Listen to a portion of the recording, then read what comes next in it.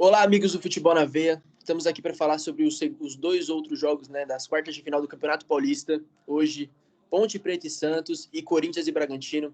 Dois jogos muito bons. Estou aqui com os meus comentaristas Renan, Igor e Henrique. Então, vamos começar. Eu vou pedir a opinião primeiro do primeiro jogo da noite, né, Corinthians e Bragantino, para o meu querido amigo Henrique. Fábio, o Corinthians, ele teve boas, foi através do primeiro gol lá no início do primeiro tempo, o gol do Ederson, né, com falha do Júlio César, abriu o placar pro Coringão. Aí que acontece? Deixou o Corinthians confortável, né, pro restante da partida, né? Mas uma coisa que eu notei, após o gol, o Corinthians praticamente não levou perigo algum ao gol do Júlio César. E o contra-ataque o contra-ataque do Corinthians não foi muito rápido, não teve finalizações rápidas, né? Creio que isso que impossibilitou dele esticar o placar no primeiro tempo ainda. Agora, Renan, dê sua opinião sobre o jogo. Fábio, eu vou destacar assim, os dois tempos. No primeiro, a gente não teve nem como saber como o Thiago Nunes e o Felipe Conceição pensaram o jogo. O Corinthians ele quebrou, já abriu o placar aos 30 segundos de jogo ali e tudo que estava combinado no vestiário muda. Se o Bragantino ia propor o jogo e o Corinthians se defender, como é habitual de cada time, a gente não sabe. O Corinthians foi lá, abriu o placar com o Ederson, né? É um jogador que a gente percebe que não tem medo de chutar, tanto quando entrou contra o Palmeiras, na partida contra o Oeste, hoje, ele pega a bola, não tem medo de chutar pro gol, isso é um ponto muito positivo, né? Um achado do Corinthians muito bom, é um garoto que foi revelado lá pelo Cruzeiro, e aí, a partir daí, o Corinthians começou a se defender muito mais. O Bragantino apostava nas jogadas do Arthur, ele pelo lado esquerdo do Corinthians, né, correndo para cima do Carlos Augusto, e assim, o Bragantino chegou no chute de longe dele, que acabou acertando a trave, e a gente percebe que o Corinthians, numa escalação em que tem Ramiro, Luan e Matheus Vital, que não são jogadores de velocidade, com a bola o Corinthians joga com 3 meias. Sem a bola, o Vital e o Ramiro abrem para fazer a marcação e sair nos contra-ataques. Mas quando o Corinthians tem a posse da bola, eles se movimentam bastante, eles trocam bastante de posição entre eles. Luan aparece pelos lados. Então, foi uma estratégia do Thiago Nunes. Tinha a opção do Janderson, do Léo Natel, mas preferiu colocar o Vital. E eu acredito que foi bem assertivo isso da parte dele. Já no segundo tempo, o Corinthians voltou pior. Teve mais posse de bola, atacou mais, conseguiu criar jogadas, bem no estilo do Thiago Nunes mesmo. Uma defesa bem postada. Se a gente for olhar o Corinthians depois da pandemia, o Corinthians não sofreu gol. O Bragantino, que era o líder geral, não tomou gol. Antes da pandemia, o Corinthians não tinha tomado gol contra o São Paulo e contra o Santos. Aí é um outro ponto que a gente tem que destacar. Em jogos grandes, o Corinthians não é postado. E aí surgiu aquele fator Jô. Um centroavante que você não pode deixar chutar. Ele teve 2 chances. Na primeira de voleio, o Júlio César pegou. Na segunda, ele cabeceou e praticamente matou o jogo para o Corinthians. Daí foi só administrar e conter as subidas pelo lado do Bragantino, né? O Thiago Nunes até chegou a colocar 4 laterais em campo, o Carlos e o Sid Clay pelo lado esquerdo, o Fagner e o Michel pelo lado direito. Então, se a gente fizer um resumo, o Corinthians chega muito forte para o mata-mata, né? Venceu o Bragantino, que é uma equipe que não venceu, mas bateu de frente com os grandes, né? Não tinha perdido para nenhum grande ainda. Então, é uma vitória muito grande do Corinthians. Então, Igor, hoje nós tivemos a reestreia de Jô, né? Ele, depois da pandemia, ele finalmente foi regularizado. Eu queria saber o que você achou da estreia dele hoje pelo Corinthians. Uma excelente estreia, mostrou que ainda não está longe da sua forma ideal, mas que pode vir a ser muito útil ao Corinthians. É um jogador que é identificado, que já demonstrou sua qualidade. Na bola aérea, como sempre foi, e mais uma vez se destacou, né? Marcou o gol da vitória aí, que sacramentou a classificação do Corinthians. E com a lesão do Bozelli, eu creio que vai ser muito importante ali, não só pela qualidade técnica, mas também sua experiência para o restante do ano. e até assim, o final do Paulista e Brasileirão. Mas eu destaco hoje, como vocês falaram do Corinthians, por outro lado, falando um pouco do Bragantino, a sensação que eu tenho é que sentiu um pouco o jogo totalmente diferente do que se mostrou contra o São Paulo, com toques rápidos, com chutes que parecia ser uma arma que poderia afetar o Corinthians, né? Mas nenhum momento chegou a assustar, a gente não viu aquela reação. Pode-se dizer que a camisa pesou um pouco para o Bragantino em determinado momento. A gente não viu jogadores que eram destaques, como o Matheus Jesus, como o Arthur e até o Ítalo, surgirem. E assim que entrou também o Claudinho, que era também um dos melhores jogadores, é um dos melhores jogadores do Bragantino, não conseguiu render e o Corinthians fez uma das melhores partidas dele no Paulista e foi muito merecida essa classificação. Ótimo. Então, vou aproveitar e pedir para você me dar seu destaque positivo do jogo e o negativo da partida entre Corinthians e RB Bragantino. Olha, eu acrescento o jogo como lado positivo, não só por ser o melhor, assim, mas conseguir classificar a equipe e depois de uma volta, ele estava no Japão, que há de se concordar que não é um futebol competitivo, de certa forma, e mesmo ainda não estando em sua forma ideal, conseguiu jogar bem, se destacar e marcar o gol da vitória. Então eu cito o jogo. E na parte negativa, eu posso falar do Júlio César, né? Que é uma falha com 30 segundos que desestabiliza todo o restante do jogo. Foi um momento crucial ali que ele falhou, ainda com 30 segundos, que fez com que a equipe do Bragantino se abatesse um pouco e não conseguisse evoluir depois. Então eu destaco o Júlio César como uma parte negativa da partida. E você, Renan, nos dê o seu destaque positivo e negativo da partida? Positivo eu vou colocar 2. Tanto o Ederson, como eu falei no debate quando a gente fez sobre a fase, né, das quartas definida, é um jogador que faz o área a área, o box to box, como a gente fala hoje, muito bem. É um cara que eu falei agora há pouco, não tem medo de chutar. E é um jogador que tem bom lançamento. Ele é o jogador dentro do elenco do Corinthians que mais se aproxima do que o Cantillo foi no começo da temporada. É um cara que arrisca virada de jogo, que tem um passe bom. E o outro destaque positivo é o Vital. É um jogador que entrou numa função que tecnicamente não é dele, que é jogar pelos lados do campo. Ele na base foi um meio armador. Só que ele no 1 contra 1 hoje foi muito bem. Foi um cara que conseguiu desafogar o Corinthians em muitos momentos. Então, também coloco aí de lado a lado com o Ederson. Já o lado negativo, eu acompanho o Igor. Eu acho que o Júlio César é o destaque negativo, até pelo fato de o jogo ter acabado de começar, é que nem eu falei anteriormente, não deu nem pra gente ver como é que cada time tinha pensado o jogo, tudo que foi conversado no vestiário mudou, e aí você muda o rumo de uma partida com 30 segundos. Você dá vantagem pro Corinthians, que é um time muito forte, que é um time que em mata-mata do Paulista a gente sabe como é, você acaba prejudicando um pouco sua equipe. Agora é sua vez, Henrique. Seus destaques. Para mim, o Ederson, do Corinthians, né?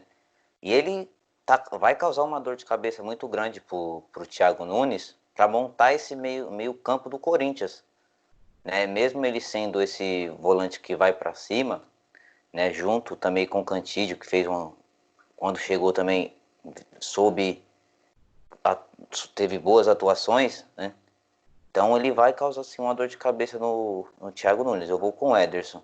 E unânime é a falha do Júlio César, que onde você está jogando, mesmo que você tenha o seu time, que teve a melhor campanha do campeonato, mas aos 30 segundos, você levar um gol do Corinthians, entendeu? Após uma falha, isso desestabiliza qualquer um. E você sabe que se o Corinthians fazer um gol, né, é o histórico do Corinthians. Ele vai se postar e jogar novamente por uma bola no contra-ataque. Entendeu? E foi feliz também no segundo tempo que o Jô fez o gol após uma cobrança de escanteio do Luan. Entendeu? Então, Não tem como falar assim, vamos se dizer, fomos bem a temporada toda, mas com essa falha aí não pode salvar todos, né? Mas uma decisão, querendo ou não, isso pesa pro goleiro. Bom, eu concordo com vocês. O meu destaque negativo também é o Júlio César, que com a falha acabou, talvez, acabando com as chances do RB Bragantino de seguir na competição. Mas o meu destaque positivo, por mais que eu concorde com vocês, tanto quando vocês falaram do Matheus Vital, tanto quanto vocês falaram do Ederson, que está pedindo passagem no time do Corinthians, eu também destacaria a defesa do Corinthians, né? Agora esse novo quarteto, né? Fagner, Danilo Avelar, Gil e Carlos Augusto, que chegou à terceira partida, né, a terceira após a volta da pandemia, sem tomar nenhum gol, segurou o forte ataque do RB Bragantino hoje, que tem Arthur, que tem o Ítalo, que é o artilheiro do campeonato. Então, a defesa do Corinthians também é o meu destaque positivo aqui. E eu queria saber de vocês, né, a opinião de vocês, como que o Corinthians chega para enfrentar o Mirassol que foi desmontado, se remontou, eliminou o São Paulo, e eu quero saber como que vocês acham que o Corinthians chega para esse confronto. Eu vou começar pelo Igor. Olha, é fundamental a partir de agora, semifinal e caso passe a final, ter uma ascensão de alguns jogadores que ainda não estão no auge ou não voltaram bem. E é o caso do Luan. O Luan até agora não se achou no Corinthians, não tá de longe assim do que era no Grêmio. Precisa nas fases decisivas também conseguir ter aquela evolução técnica e para ser fundamental nesse Corinthians do Thiago Nunes. Mas não tem jeito. O Corinthians é muito favorito contra o Mirassol, ainda que o Mirassol tenha eliminado o São Paulo. É um time que tem pouco tempo de treinamento. Foi como você bem falou, perdeu 18 jogadores em meio à pandemia, então isso faz muita diferença. E tecnicamente o Corinthians já seria favorito contra o antigo Mirassol antes da pausa e também é o favorito contra esse Mirassol. Então, creio que o Corinthians não vai encontrar dificuldades e passa pelo Mirassol chegando à final. Sua vez, Renan. Como você acha que o Timão chega para a semifinal do campeonato? O Mirassol já provou que não é um time bobo. Você ir no Morumbi e derrotar o São Paulo, que era dito até por mim mesmo como favorito a ganhar o Campeonato Paulista, é a prova que você não é bobo. Chega sem peso nenhum o time do Mirassol, enquanto o Corinthians tem sim a responsabilidade e o peso de ter que ganhar. O Corinthians é tricampeão, tá em busca do Tetra, é o maior campeão paulista. E aí você pega um Mirassol que está reformulado, é um Mirassol que perdeu 18 jogadores, mas que bateu o São Paulo. O Mirassol não tem preocupação nenhuma, não tem a responsabilidade de vencer. Mas o Corinthians sim. Mas se você for analisar o jogo hoje contra o Bragantino, mostra a força do Corinthians. A gente até falou no último debate a respeito disso. Quem passasse chegava muito forte para a fase semifinal. O Corinthians veio de quase ser eliminado, até lutar contra o rebaixamento, venceu o Palmeiras, venceu a melhor campanha do campeonato, que é o Bragantino, e está aí na semifinal. A gente sabe da camisa do Corinthians no Campeonato Paulista, da força que esse time tem, principalmente jogando na Arena também, né? Até porque o Corinthians conseguiu garantir o mando na Arena com a vitória hoje de 2-0. E, bom, eu coloco o Corinthians como favorito. O Corinthians chega muito forte, o Thiago Nunes encontrou talvez o seu melhor esquema, a defesa bem postada, o ataque aproveitando as oportunidades. Então eu coloco o Corinthians como favorito, mas a gente nunca pode descartar uma surpresa. Agora eu quero a sua opinião, Henrique. O que você acha do Corinthians para a sequência do campeonato? Pro campeonato ainda em si, falando sobre o duelo, complementar aqui sobre o duelo contra o Mirassol, mesmo que o Corinthians chegue e a camisa pese, eu ainda fico, assim, vamos dizer, com a pulga atrás da orelha, porque o Mirassol mostrou o que veio lá ontem no Morumbi contra o São Paulo e venceu, né? E com certeza eles vão para cima do Corinthians para poder buscar a classificação e para a final do Paulista. E pro restante da temporada, o Corinthians ainda tem que para mim, tem que buscar mais uns 2 reforços, assim, nessa questão do meio para frente, né? A zaga tá boa, tem o Bruno Mendes, tem o Danilo Avelar e o Gil, que são titular hoje, né? Nessa questão, mas pro Corinthians ainda falta um meio campo. O Luan, em si, parece que não sei se ele sentiu o peso da camisa do Corinthians ou o que aconteceu com ele. Porque ele praticamente ele não vingou que nem foi no Grêmio, né? Pro restante da temporada se precisa de contratar aí mais 2 jogadores, um meia, né? Camisa 10 clássico mesmo. E mais vamos se dizer assim, um ponta pro Corinthians, né? Um atacante ali. É importante destacar também o crescimento do Corinthians nessas fases, né? Fase que realmente decide ali no Paulista. O Corinthians tem já, nos últimos anos, a gente vê um crescimento. Vale lembrar que o ano passado conquistou o Paulista, mesmo perdendo o segundo jogo da semifinal contra o Santos, levou nos pênaltis, apesar de ter vencido o primeiro jogo, e depois na final venceu o São Paulo. Mas é um time que não se abate. Tem essa fama já no Paulista de quando precisa, não costuma pipocar, digamos, na linguagem do futebol, e consegue passar sem muitos esforços, assim. E creio que nessa vez também seja semelhante. Igual falou, o Henrique precisa se reforçar, ainda há um caminho para o Thiago Nunes trabalhar nessa equipe, mas eu creio que consiga passar sim na dominação também. Bom, eu concordo com vocês. Gostaria de lembrar que o Corinthians, né, desde a volta da pandemia, derrotou as 2 melhores campanhas do Campeonato Paulista. Tanto o líder, que foi o Bragantino, quanto o vice, que foi o Palmeiras, né? Então, acho que o Corinthians realmente chega muito forte. Ainda mais com a derrota do São Paulo, que era o time de melhor campanha, de melhor desempenho no Campeonato Paulista até esse momento. Acho que vocês concordam comigo. E com a derrota do Santos, que acho que a gente pode falar dela agora, né? 3-1 para a Ponte Preta. E eu quero saber as suas opiniões do jogo, Renan. Bom, a gente vai olhar o jogo no começo, assim, o Santos tinha mais a bola, como era de se esperar, né? A Ponte Preta estava lutando contra o rebaixamento e, ao mesmo tempo, almejando uma vaga na última rodada. Então, a tendência era que o Santos tivesse mais posse de bola e começasse a tomar as principais ações do jogo. Apesar disso, até a Ponte assustou numa bola no escanteio, uma bola na trave, mas o Marinho logo fez o gol numa jogada do Soteldo, e é interessante a gente falar que o João Brigatti, ele, sabendo da força do Soteldo pelos lados do campo, quando o Soteldo pegou a bola no lance do gol, o Jefferson fecha o lado bom dele, enquanto o Apodi dá a ala para ele fazer o cruzamento. Não é o pé bom do Soteldo, o pé esquerdo, mas ele conseguiu acertar a bola no segundo pau com o Marinho sozinho. Aí eu acho que o Ivan se equivoca um pouco na hora de sair do gol, eu acho que ele erra, e aí o Marinho só tem o trabalho de empurrar. E aí o jogo começa a ficar muito pegado. Eu estava até pensando durante o jogo, parecia um Brasil e Argentina, porque era pontapé daqui, era um deixando o pé ali, outro com um tranco a mais aqui.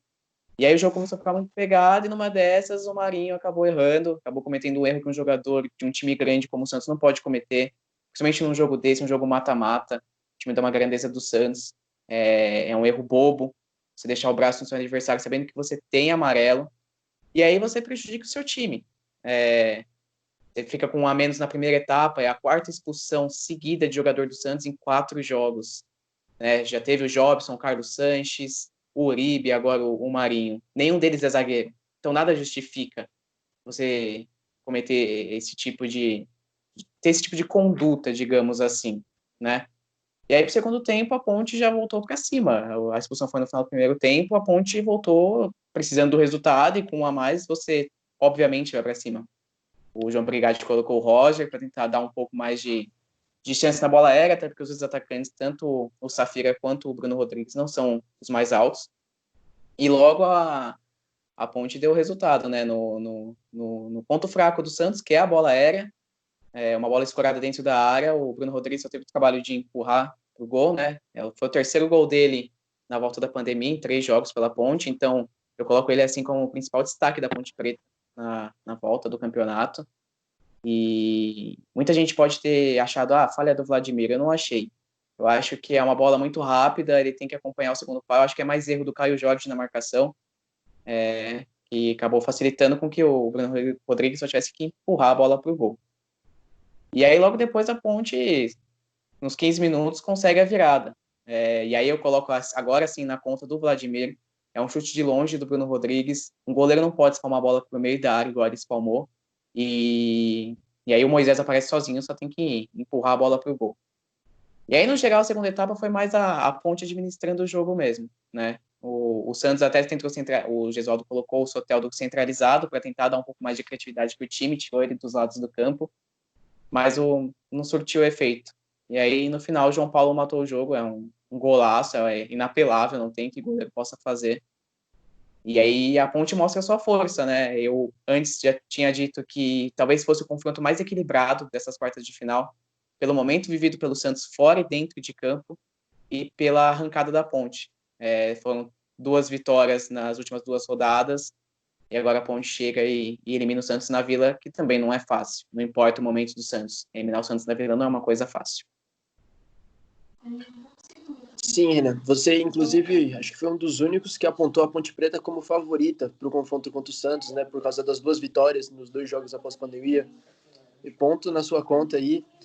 E agora eu queria saber do Henrique, as suas opiniões sobre o jogo e mais. Por esse momento que a Ponte passa, que o Santos passa, dentro e fora de campo, o Gesualdo já era questionado antes da pandemia. E agora, com essa eliminação do Paulista, a derrota contra o Novo Horizontino, você acha que o Gesualdo treme no cargo? Quando se dirige um time que nem o Santos, time grande, de importantes conquistas, sim, você tem que ficar atento, porque você é cobrado intensamente, né? Então, o que acontece? A Ponte Preta, que nem falou o Renan, nos 15 minutos do segundo tempo, praticamente matou o Santos, e dentro de 15 minutos, 2 gols, entendeu? No primeiro tempo, foi aquele jogo mais pegado, mais truncado, faltoso. Aos 5 minutos, o Marinho abriu o placar, mas também no finalzinho foi expulso. Então foi tipo do céu ao inferno. Como disse na linguagem futebolística, do céu ao inferno. Né? E prejudicou a equipe, que em partes era ele que também estava um pouco ditando aquele ritmo do jogo pelos lados, ajudando a equipe. Quando o Santos tomou esses 2 gols, ele recuou total. Você não viu o Santos ir para o ataque uma vez. Praticamente só foi no final assim do segundo tempo, mas sem levar praticamente perigo, né, ao gol do goleiro da Ponte. Certo? E complementando a questão do técnico, provavelmente se perder no retorno do Brasileirão, o Santos não manter uma sequência boa de vitórias, o Gesualdo ele deixa o cargo. Igor, agora eu quero sua opinião sobre a partida e o seu destaque positivo e negativo. Olha, falando um pouco sobre o Gesualdo, antes, só para complementar, para mim é unanimidade que ele não faz um bom trabalho no Santos. Até agora não se achou, mas há de se destacar que não tem muito o que fazer pelo momento que vive o Santos dentro e, consequentemente, fora de campo. É algo que psicologicamente afeta os jogadores. Nós vemos nos últimos jogos, como bem destacou o Renan, que os jogadores. É o 4º jogo seguido que tem expulsão, né, dos jogadores do Santos. E destacando os 3, né, pós-pandemia, os 3 jogos, claramente de aquele nervosismo, aquele estilo apático, né, do tanto o Carlos Sanches, depois com o Uribe e hoje com o Marinho. O Marinho, é importante destacar também que já havia tomado uma pancada antes no primeiro tempo e depois ele revidou, foi aí o primeiro cartão, né, o cartão amarelo, e depois novamente fez por merecer a expulsão. Mas é importante também destacar o árbitro. O árbitro, na minha opinião, deixou muito o jogo correr em determinado momento. Se o clima no Santos já não é bom, isso afeta muito o restante do jogo. E E isso fez a diferença. E depois que o Santos teve o Marinho expulso, mudou totalmente a figura do jogo. Era um time que até então não tinha aquele domínio da partida total, mas tinha as melhores chances e situações de gol. Depois que fica com um a menos, assim como ocorreu contra o Novo Horizontino, também parou de jogar, parece que o time em determinado momento morreu em campo. E a Ponte Preta, como não é boba e vem uma sequência boa, soube aproveitar disso da melhor forma e virou e está classificado para a semifinal. Falando do destaque negativo, primeiro eu cito o Vladimir. O Vladimir que teve uma chance após voltar do Avaí o ano passado, fez um bom campeonato brasileiro pelo Avaí, apesar de ter sido rebaixado. Conseguiu uma chance depois da saída do Everson. O Everson entrou na justiça também, o Everson e o Sacha, para conseguir rescindir o contrato. E no momento em que ele recebe essa oportunidade, que já tem muitos anos de casa, se não me engano, são 12 anos só no profissional do Santos, ele não consegue aproveitar. E, na minha opinião, discordo um pouco do Renan quando ele fala do primeiro gol. Ele falhou, dava para ter ali catado, por mais que esteja próximo, a bola passa debaixo da perna e tem aquela frase, né, famosa frase que gol por debaixo da perna é fora do goleiro, então eu sigo um pouco isso. E também falando do gol já, o segundo gol da Ponte Preta, o gol da virada, é um chute defensável que também novamente ele espalma a bola e o jogador da Ponte Preta consegue fazer o gol da virada. E também, como destaque positivo, eu cito o Bruno Rodrigues também, é um jogador que estava em todos os lados do campo, conseguiu administrar ali a bola muito bem e foi dono das principais jogadas ali, do início de jogada ou da conclusão da Ponte Preta, inclusive no último gol, ele no gol da virada, ele chuta a bola para o Vladimir rebatendo, então foi um grande destaque. E a Ponte Preta pode causar perigo aí para o Palmeiras. Eu acho que pegando Corinthians e Mirassol e Ponte Preta e Palmeiras, considero que a Ponte Preta tem mais armas pelo momento que vive para fazer uma surpresa, assim, para conseguir chegar à final. Agora, Renan, aproveitando o gancho do Igor, queria pedir, sim, no seu destaque positivo e seu destaque negativo da partida e já projetando o duelo entre Ponte Preta e Palmeiras. Você acha que tem chance de outra surpresa? Bom, vamos lá. Destaque positivo, eu coloco o Bruno Rodrigues. Como eu já disse, é um cara que tem sido a cara da Ponte Preta na volta da pandemia. São 3 gols em 3 jogos. Além disso, foi responsável por levar mais perigo ao gol do Santos hoje. E pelo lado negativo, eu apontaria 2. Se pudesse, apontaria mais, mas eu vou escolher só 2. O Marinho, pela responsabilidade, pela falta de disciplina, um jogador que joga no Santos não pode ter. E o Vladimir, pelo erro que ele cometeu.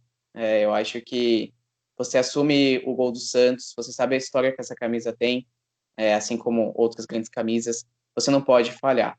É claro que vai acontecer alguma hora, é inevitável, mas cometer erros consecutivos eu acho que é inaceitável.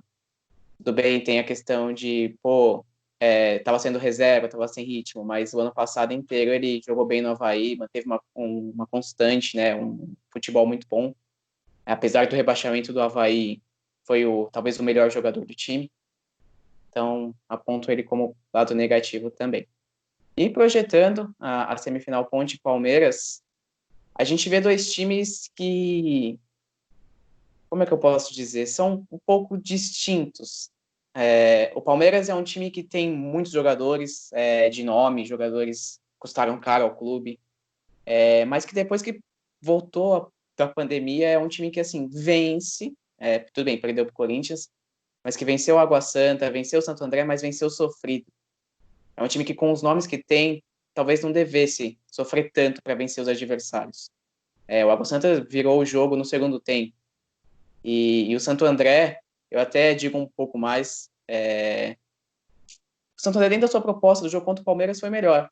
Só que o Palmeiras contou, digamos, com a sorte no final. O gol do Felipe Melo é um desvio que faz 1-0 e depois o Santo André é desarmado, né, indo para cima, totalmente aberto, acaba levando o gol. Já a Ponte Preta é uma equipe que estava brigando para não cair antes da pandemia, era o último colocado do campeonato e ganhou uma força extra agora na fase final, conseguiu a classificação. A gente pode até falar, mas os adversários do grupo não eram os melhores. Claro, o Oeste e Água Santa, os dois foram rebaixados. Mas mesmo assim mostrou uma força muito grande, venceu o Novo Horizontino, ainda na fase final ali da primeira fase do campeonato, e agora derrota o Santos. Uma equipe que pode surpreender, tem boas armas, é bem armada nos contra-ataques, a gente viu hoje, e sabe propor o jogo também. Quando estava com a mais em 15 minutos, conseguiu virar o jogo e conseguir a classificação. Então eu acho que vai ser um jogo entre Corinthians e Mirassol, Ponte Preta e Palmeiras, é um jogo bem mais equilibrado, digamos assim, tecnicamente falando. Agora, Henrique, você, o seu destaque positivo e negativo da partida e a sua projeção para Ponte Preta e Palmeiras. Para mim, ponto positivo é o Bruno Rodrigo da Ponte, na mesma situação conforme analisou o Renan, e a questão do Marinho, porque ele, querendo ou não, a expulsão dele prejudicou a equipe, né? Levou a equipe sofrer aí esses 3 gols, né, da partida e ser desclassificado. Entre Ponte Preta e Palmeiras, o Palmeiras, assim, ele ainda tá sentindo aquela falta do Dudu, na minha opinião, assim eu vejo, e procurando opções para suprir, né? Já a Ponte, ela pode, se jogar nesse erro do Palmeiras, que está vendo nessa dependência, sofrendo para ganhar, a Ponte sai vitoriosa do jogo, do duelo, né? Mas eu acredito assim que nesse jogo, para mim, eu não aponto tipo um favorito, ou Palmeiras ou Ponte. Para mim, vai ser um confronto duro. Eu vejo um confronto pesado mesmo diante da situação. Agora, por fim, o Igor, a sua projeção da semifinal entre Palmeiras e Ponte Preta. E mais, eu também queria, no último debate, a gente acabou zicando São Paulo, né? Todo mundo apontou São Paulo como unânime favorito e acabamos derrubando São Paulo. Mas agora agora com a queda do Tricolor Paulista, eu quero o seu favorito para o Campeonato Paulista. Quem, entre os semifinalistas, é o favorito ao título? Olha, concordo com o Renan quando ele fala da falta que o Dudu faz ao Palmeiras. O Dudu era claramente o jogador com mais qualidade de mudar uma partida. A gente via em muitos momentos um Palmeiras perdido e algumas partidas foram assim. E o camisa 7, de alguma forma, dava um jeito de marcar o gol ou tirava o coelho da cartola com uma assistência e mascarava, digamos, a atuação do Alviverde. E agora sente muito a falta dessa referência. Muitos questionam o meio do Palmeiras, dizem que ali Scarpa e Lucasinho ainda não estão correspondendo. Eu concordo. Falta um pouco daquela liderança e colocar ali o Gabriel Menino no meio junto com o Patrick ainda. A sensação que parece que não estão prontos totalmente, ainda que sejam os melhores jogadores para atuar. Então, o Palmeiras ainda precisa se achar um pouquinho. E, por outro lado, vem uma Ponte Preta que está em crescimento total. Chega invicta ainda pós-pandemia, pós-quarentena, digamos assim. E tem de tudo para se empreender, ainda que seja no estádio do Palmeiras, a grande decisão. Creio que a Ponte tem grandes chances de passar, sobretudo pelo jogo em que o Alviverde atuou ontem. Se a gente tem um exemplo do Palmeiras e Santo André. O Santo André, ainda que não tenha um destaque, um grande destaque, ainda assim conseguiu ter alguns momentos que poderia levar aos pênaltis, e aí a gente sabe que pênaltis qualquer um pode passar, mas então eu acredito que a Ponte tem a grande chance de levar. Mas o grande favorito, na minha opinião, é o Corinthians. É um time que chega ainda... chegou desacreditado, muitos disseram que não iria passar e conseguiu ali na última rodada, na risca, passar. E quando o Corinthians chega é muito forte. Hoje fez uma boa atuação contra o Red Bull Bragantino e pega o Mirassol, como eu já falei, um pouco desorganizado ainda em termos de elenco, né? Ele que perdeu, como a gente já falou, 18 jogadores. Então, creio que passe. E numa final, contra o Palmeiras, é um clássico, é o derby. Já mostrou que pode vencer assim, como fez na primeira fase. E contra a Ponte Preta também tem mais qualidade para conseguir o título. Então, eu aposto no Corinthians como grande campeão pela 4ª vez do Campeonato Paulista. Renan, agora você, o seu favorito ao título e suas considerações finais.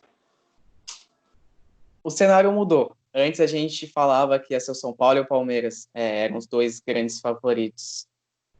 E uma coisa que eu até disse, a gente comentou no último debate a respeito de quem passasse de Corinthians e Bragantino ganhava muita força. Porque se o Bragantino passa, ele provava que conseguia derrotar os grandes.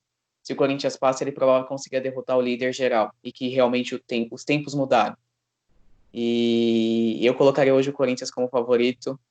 É uma equipe que ganhou muita força com a vitória sobre o Bragantino. E olhando os adversários, é uma equipe que na fase quartas de final foi melhor. Apresentou melhor futebol.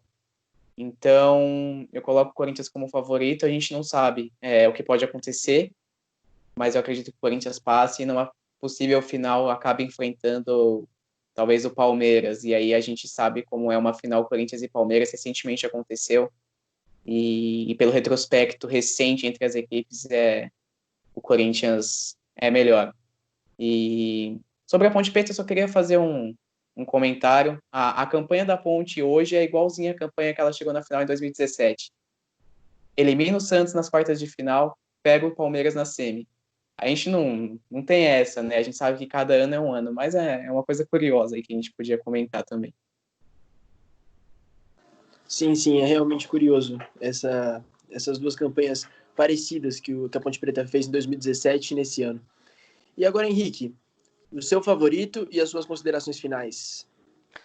Assim, no debate anterior, eu até apostei em São Paulo, no São Paulo e no Bragantino, né, pela campanha que veio fazendo. Mas, como mostrando a sua força e indecisão tem chegada, eu aposto no Corinthians. No Corinthians. E aí a gente aguarda se vai reeditar a final de 2017 ou de 2018, né?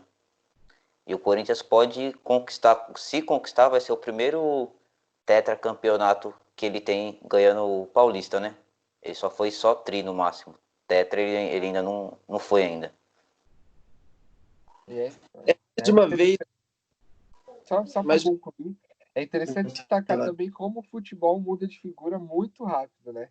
A gente até domingo falava em Corinthians eliminado e hoje a gente está falando como grande favorito do Paulistão. Então, futebol é muito diferente e as coisas podem mudar muito rápido.